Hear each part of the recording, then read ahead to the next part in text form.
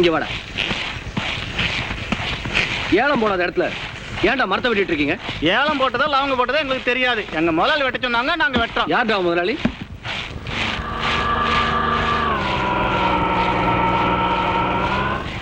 ஐயா கும்பர்னுங்க. நம்ம பசங்க எல்லாம் வேலை இல்லாம போர் அடிக்குதுன்னு சொன்னாங்க, அதான் வெட்டுங்கடான்னு சொன்னேன். இந்த காட்டுல எங்க அனுமதி இல்லாம மரத்தை வெட்ட சொல்றதுக்கு நீங்க யாரு? தம்பி கேக்குது இல்ல, சொல்லேன்டா. ஐயா தெரியல, 15 வருஷமா இந்த தொகுதிக்கு இவர்தான் எம்எல்ஏ. டேய், தெரியாம வெட்டிட்டோம்னு ஒரு மன்னிப்பு கேட்டுக்கிட்டு வாங்கடா, போங்க. தெரியாம செஞ்சா தப்பு சரியா போயிடுமா? எம்எல்ஏ வந்துகிட்டு பொறுப்பு இல்லாம பேசிட்டு போறீங்க. ஏன் தம்பி, மன்னிப்பு கேட்கற அளவுக்கு இறங்கிட்டேன், இன்னும் என்ன செய்ய சொல்ற? என்ன சமாதானம் சொன்னாலும் நான் ஒத்துக்க மாட்டேன். ஒத்துக்கலைன்னா விடு. என்னமோ உங்க அப்பா விட்டு மரத்தை வெட்டின மாதிரி குதிக்கிற. யாரை கேட்டு மரத்தை வெட்டினீங்க? தம்பி, என்ன பண்ணுவ? ஃபைன் போடுவ, போடு, கட்டிட்டு போறேன். அதுக்கு மேல போனா போலீஸ்ல கம்ப்ளைண்ட் கொடுத்து உங்களை உள்ள வைப்ப. நீ உள்ள வச்சின்னா நான் வெளியே கொண்டாந்துட்டு போறேன். தம்பி, நாங்க ஆளுங்களை வெட்டுறதையே போலீஸ்காரங்க கண்டுக்கிறது இல்ல, கேவலம் இந்த மரத்தை வெட்டுறதுக்கு நீ இந்த குதிக்கிறிய. அரசாங்கத்துக்கு ரொம்ப விசுவாசமா இருந்தீன்னா இந்த காடு அழிகிற மாதிரி நீயும் ஒரு நாள் அழிஞ்சு போடுவ, ஜாக்கிரதை.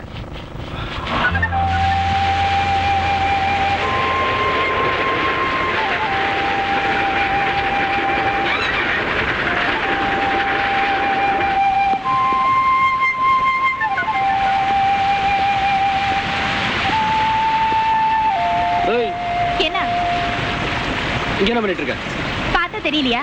உங்க அப்பாவோட தோட்டமா? ஏன் உங்க அப்பா விட்டு தோட்டமா? அப்படிதான் வச்சுக்கீங்க, கவர்மெண்ட் சொத்து. அப்ப அவங்களே வந்து கேட்க சொல்லு. இது என்ன மடியில?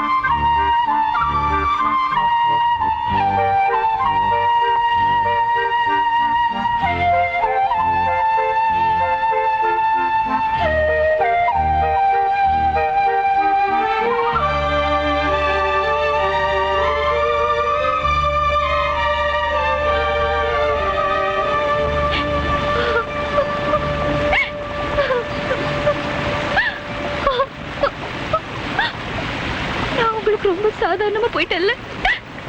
நானும் போட்டோவை காமிச்சு உடம்பு விலைக்கு வாங்கிட்டீங்க. நான் உன்னை ஏமாத்திட்டேன்னு நினைக்கிறியா?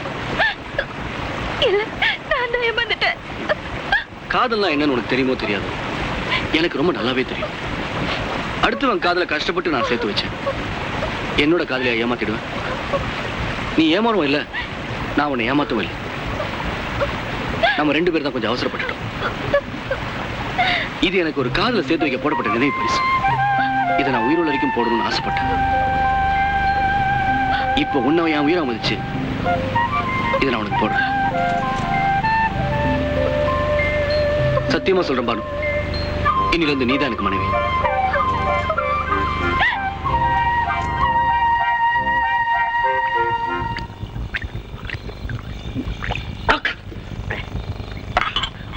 எனக்கு இன்னொரு பாட்டில் குடுறா.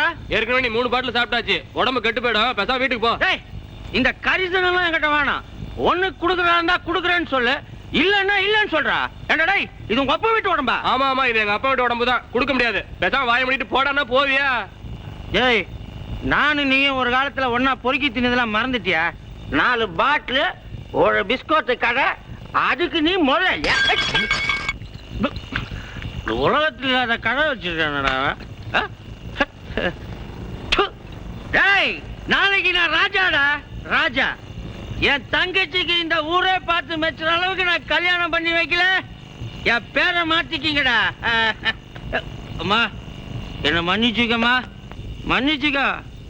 வயசுக்கு வந்து தங்கச்சி ஒருத்தி வீட்டுல இருக்காங்கிற நினைப்பே இல்லாம இப்படி தினம் குடிச்சிட்டு வந்து நிக்கிறியே, இது உனக்கே நல்லா இருக்கா? தங்கச்சி, நான் ஏன் குடிக்க ஆரம்பிச்சேன் தெரியுமா?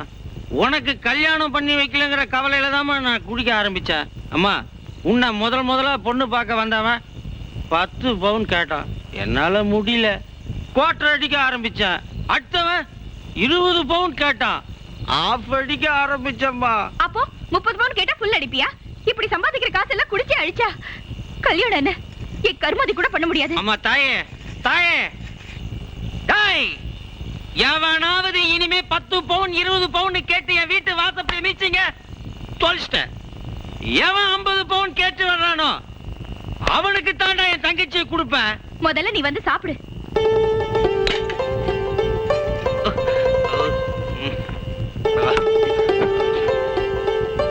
என்னம்மா நினைக்கிற? உங்க அண்ணன் எப்படி 50 பவுன் போடுவான்னு நினைக்கிறியா? அம்மா, ஆண்டவன் என் தலையெழுத்து எழுதினான். அதை அழிச்சு எழுத போடுறவன் வீரபத்திரமா. நாளைக்கு ராத்திரி 20 லட்சம் ரூபாய் சரக்கு வீரபத்திரனோட சரக்கு தான். அதை நான் தான் லாரியில கேரளாவை காட்ட போறேன். காட்டினா 1 லட்சம் கிடைக்கும். அதை வச்சு உன் கல்யாணத்தை நான் எப்படி ஜாம் ஜாமன் நடத்த போறேன் பாருமா. அம்மா, கொஞ்சம் சாம்பார் ஊத்தம்மா. சரி, நான் இதையே ஊத்திக்கிறேன் போ.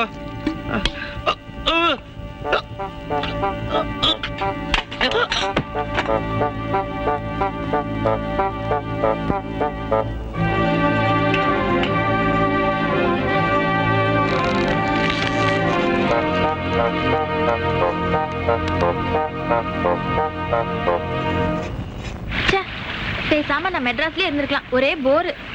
என்ன போரு? மெட்ராஸ் இந்த மாதிரி நேச்சுரல் லைஃப் லீட் பண்ண முடியுமா? அந்த அழகான மரங்கள் இருக்கா?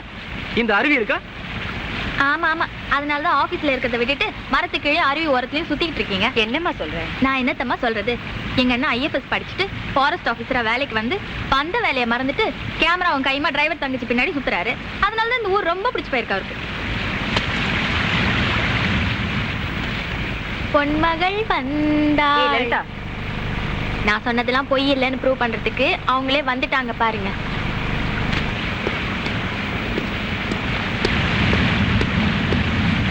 எதுக்கு வந்த? என்ன விஷயம் தானே கேட்டேன். அப்படியே கேட்டீங்க? ஏன் வந்தேன்னு தானே கேட்டீங்க. சரி சரி சரி, ஏற்கனவே புரிஞ்சிட்டு இருக்கு. அந்த விஷயத்த சொல்லு. நாளைக்கு நைட் வீரபத்ரன் கோஷ்டி திம்ப வழியா மைசூருக்கு லாரியில சந்தன மரத்தை கடத்த போறாங்க. உனக்கு எப்படி தெரியும்? அதெல்லாம் எதுக்கு உங்களுக்கு? இப்பெல்லாம் எங்க அண்ணனுக்கும் அவங்களுக்கும் ஒரு சம்மந்தமும் இல்ல. ஒழுங்கா லட்சணமா அவங்கள பிடிச்சி நல்ல பேர் வாங்க பாருங்க.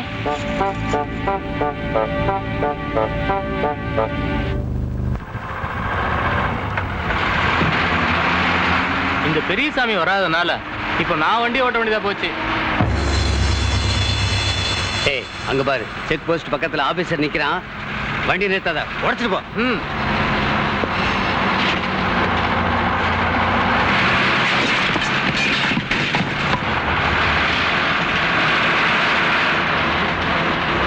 மாட்டு வண்டி நிறுத்தி பாதையில மறைச்சிட்டாங்கடா.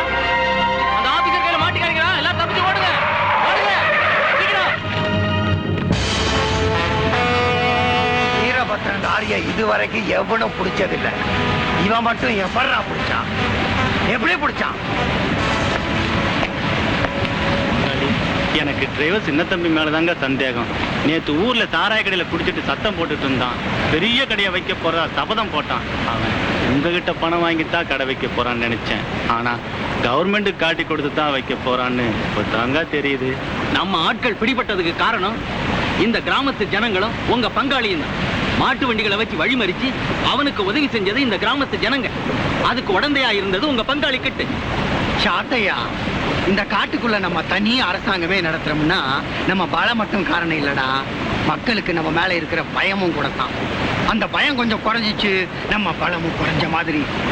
அதனால அந்த டிரைவரை தங்கச்சி கல்யாணத்தை பார்க்க நினைச்சவன் கருமாதிய அவன் தங்கச்சியே பார்க்கட்டும். ஏன்பா, நல்ல சவாரி கிடைச்சதா?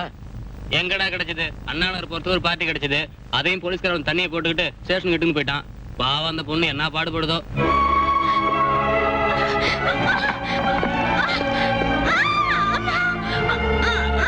தம்பி, அவளை விட்டுடு தம்பி. தம்பி, அதான் தம்பின்னு சொல்லிட்டல. அக்கா பொண்ணுக்கு மாவை முறதானடி. போடி.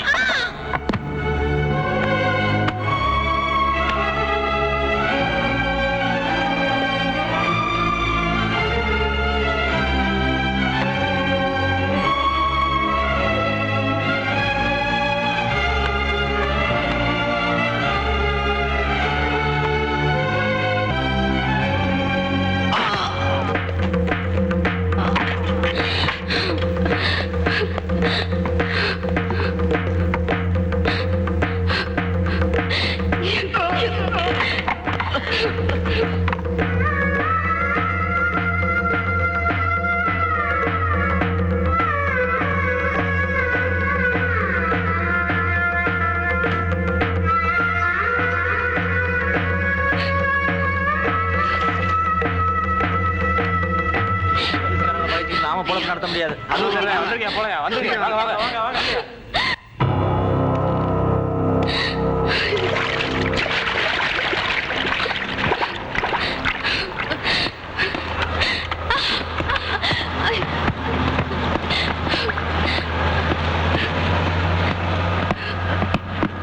ஐயா உன்னை காப்பாத்திட்டு போலீஸ்காரங்க உதவாங்க. நமக்கு என்ன போகலாம்.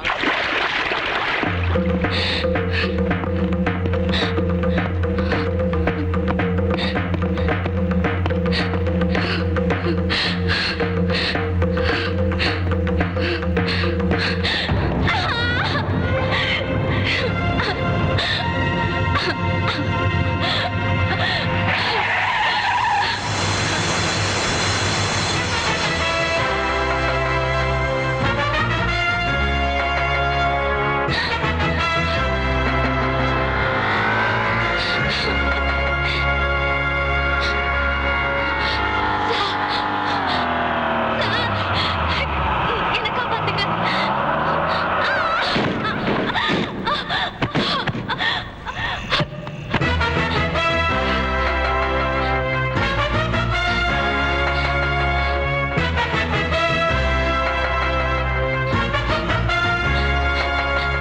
அண்ணே, லலிதா நீங்க வந்த உங்களை பாக்கிறதுக்காக நானும் அம்மாவும் ஊர்ல இருந்து புறப்பட்டு வந்தோம். அப்போ இந்த போலீஸ்காரங்க இவங்க அம்மாவை பிடிச்சு வச்சிருக்காங்க.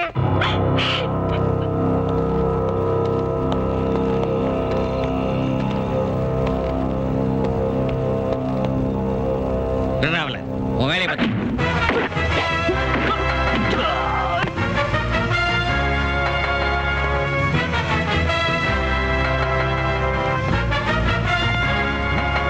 சார், நம்ம எஸ்ஐ ஒருத்தன் அடிச்சுட்டு ஸ்டேஷன்ல ஒருத்தன் வந்துட்டு இருக்கான் சார். டேய், அவனை அடிச்சு தூக்கி லாக்கவுல போடுறான்.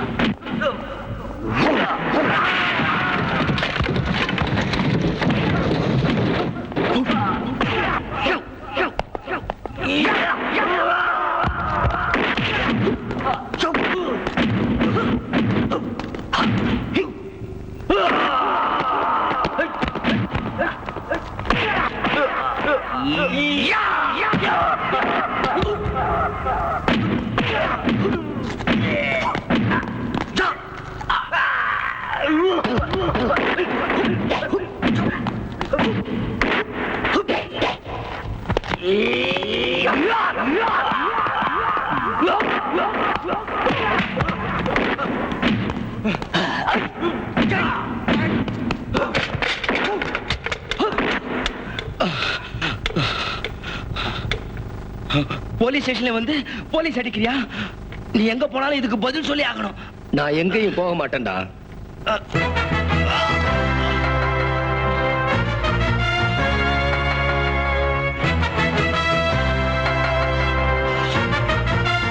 என்ன பாக்குற? இது என்னோட அட்ரஸ். வேணும்னா அங்கே வந்து பாத்துக்க. தம்பி வாங்கம்மா.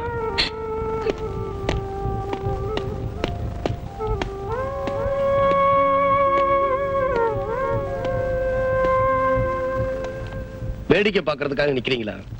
நடு ரோட்ல ஒரு பொண்ணு ஓடுனாலே அவளை காப்பாத்துறதுக்காக இந்த கூட்டத்துல யாருக்காவது ஒருத்தர் கூட உதவி செய்யணும்னு தோணலையா? அவ என்ன யாரோ ஒருத்தி அப்படிங்கிற நினைப்பு தானே. அடுத்த வீட்டு பொண்ணுகளையும் அக்காவா தங்கச்சியா அம்மாவா நினைக்கிற குணம் உங்க எல்லாருக்கும் என்னைக்கு வருதோ அன்னைக்கு தான் காப்பாத்தணுங்கிற எண்ணமும் வரும். என்ன செய்யறது? போலீஸ்காரங்களை பகைச்சுக்கிட்டா நாங்க இந்த ஏரியாவுல தொழில் பண்ண முடியாத. எங்க வீட்டுல புருஷனும் பிள்ளைங்களும் நிம்மதியாவே தூங்க முடியாது. ஏதாவது கேச போட்டு உள்ள தள்ளிடுவாங்க பாவி பசங்க. காயத்ரி, காயத்ரி, ராஜாராமோட அம்மாவும் தங்கச்சியும் வந்திருக்காங்க. இப்ப அவங்களை எதுவும் கேட்காத, காலையில கேட்டுக்கலாம். ஓ, நீ போய் பாரு.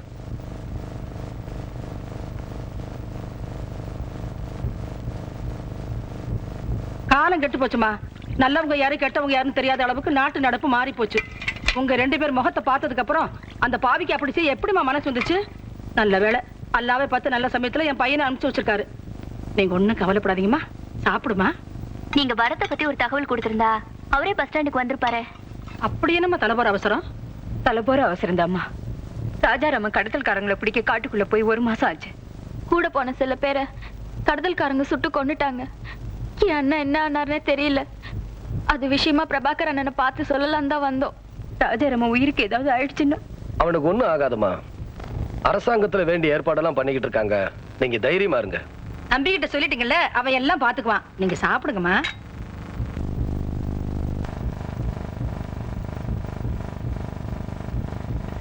ஒரு நாளாவது ஒண்ணும் கிடைக்காம இருந்திருக்கிறியா? ஐயா, வேஷ்டியில இறம போச்சே. உங்க அம்மா மேல போய் இருக்க வேண்டியதானடா. இத பாருங்க, உங்களுக்கு நஞ்சிருக்கு, எனக்கும் நஞ்சிருக்கு. ஏன் நீங்களா கூடாது? தப்பு பண்றீங்க ஃபாதர், தப்பு பண்றீங்க. அடி வாங்க போற. ஐயோ, என்னங்க இது கூத்து? சத்தியமா நான் இல்லடி, எல்லாம் உன் பையனோட திருவிழா இடல் தான். அதெல்லாம் உங்க சொந்த விஷயம், நீ தலையிடாத. ஆளுக பாராது.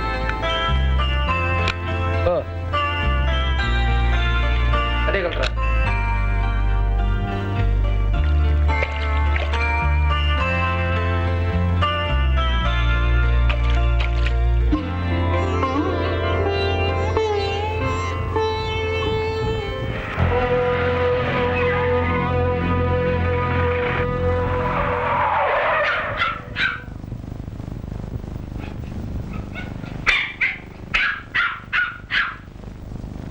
போலீஸ்காரங்க வந்திருக்காங்க. எதுக்குமா? உன்னை பார்க்கணுமா? உங்களை தான் பார்க்கணுமா?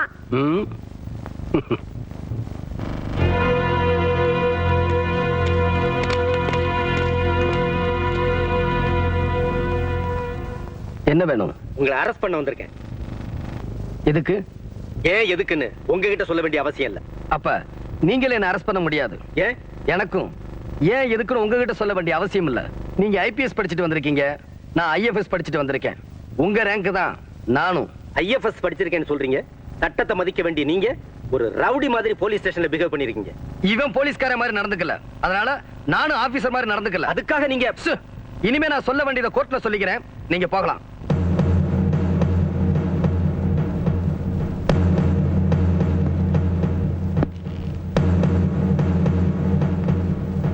யுவர் ஆனர், விபச்சார குற்றத்திற்காக கைது செய்யப்பட்ட 2 பெண்களையும் காவல் நிலையத்திற்குள் புகுந்து இன்ஸ்பெக்டர் மற்றும் போலீஸ்காரர்களை தாக்கி கடத்தி சென்றிருக்கிறார் இவர்.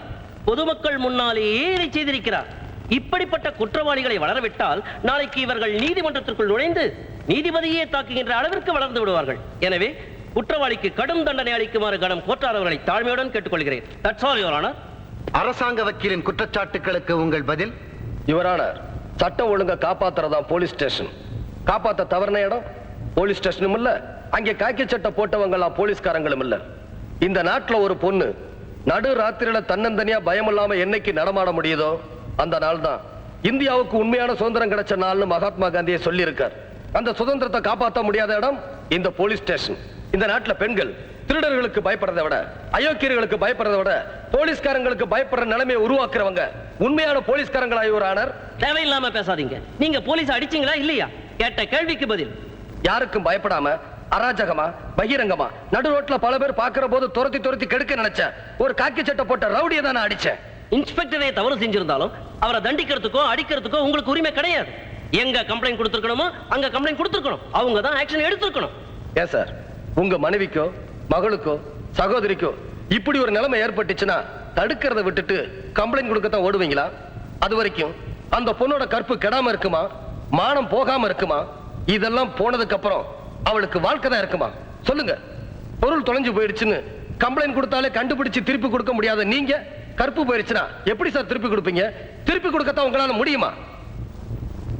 அந்த பொண்ணு அரசாங்க சொத்தை பாதுகாக்கிறதுக்காக வீரபத்திரனை பிடிக்க போன என் நண்பரோட தங்கச்சி. அவன் இருக்கிறானா இல்லையான்னு தெரியல. ஆனா அரசாங்கத்தோட பாதுகாவலர்கள் அவனோட தங்கச்சிக்கு தர பாதுகாப்பை பாத்தீங்களா? வேசிங்கிற பட்டம்.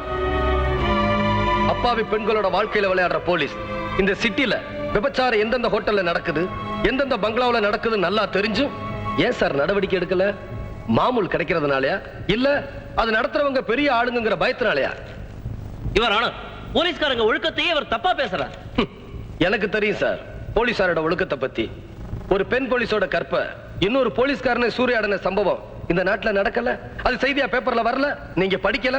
யுவரான நம்ம நாட்டுல உத்தரப்பிரதேச மாநிலத்துல ஒரு பள்ளிக்கூடத்துக்குள்ள நுழைஞ்சு அங்கிருந்த கன்னியாஸ்திரியில 2 ரவுடிங்க கற்பழிச்சாங்க. போலீஸ் ஆக்ஷன் எடுக்கல, டாக்டர்களும் உண்மையான ரிப்போர்ட்ஸ் கொடுக்கல. நம்ம நாட்டோட பிரதமர் தலையிட்டதுக்கு அப்புறம் தான் ஆக்ஷன் எடுத்தாங்க, அவங்களை அரெஸ்ட் பண்ணாங்க. இங்க இருக்கிற எல்லாரையும் கேட்கிறேன், பாதிக்கப்பட்ட எல்லா பெண்களையும் பாதுகாக்க பிரதமரா வர முடியும்? பெண்களை தாயா தங்கையா தெய்வமா நினைக்கிற உணர்வுள்ள பலரும் காப்பாத்த வரலாம். அந்த உணர்வுல தான் நானும் காப்பாத்தினேன். தாய்நாடு தாய்மொழி அன்னை பூமின்னு சொல்ற அளவுக்கு பொண்ணை மதிக்கிறது இந்த மண்ணுல தான். கருமாரி அம்மன், காமாட்சி அம்மன், மீனாட்சி அம்மன் சொல்லி பெண்ணை தெய்வமா வணங்குறதும் இந்த மண்ணுல தான். அந்த பொண்ணை களங்கப்படுத்துறவன் யாரா இருந்தாலும் சரி, இந்த மண்ணை களங்கப்படுத்துறவன் யாரா இருந்தாலும் சரி, தண்டிக்க தயங்க கூடாதுங்கிற உணர்வை ஒவ்வொரு குடிமகனுக்கும் ஏற்படுத்தணுங்கிற எண்ணத்துல தான் நான் அடிச்சேன். நீங்க சொல்றதெல்லாம் உண்மைங்கிறதுக்கு சாட்சியங்கள் இருக்கா? இருக்கு யுவர் ஆனர். லலிதா லலிதா லலிதா.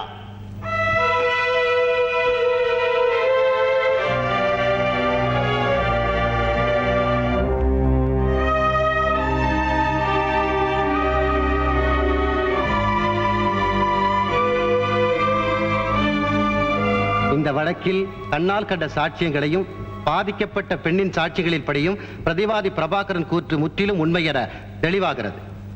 வரம்பு மீறும் போது குற்றவாளிகள் யாராக இருந்தாலும் தட்டி கேட்கலாம் என்ற உணர்வு பொதுமக்களுக்கு ஏற்படுத்துகிற முன்மாதிரியாக இந்த வழக்கில் திரு பிரபாகரன் அவர்களை விடுதலை செய்வதோடு சம்பந்தப்பட்ட போலீஸ் ஸ்டேஷனில் பணியாற்றிய அனைவரின் மீதும் நடவடிக்கை எடுக்குமாறு அரசாங்கத்துக்கு உத்தரவிட்டு தீர்ப்பளிக்கிறேன்.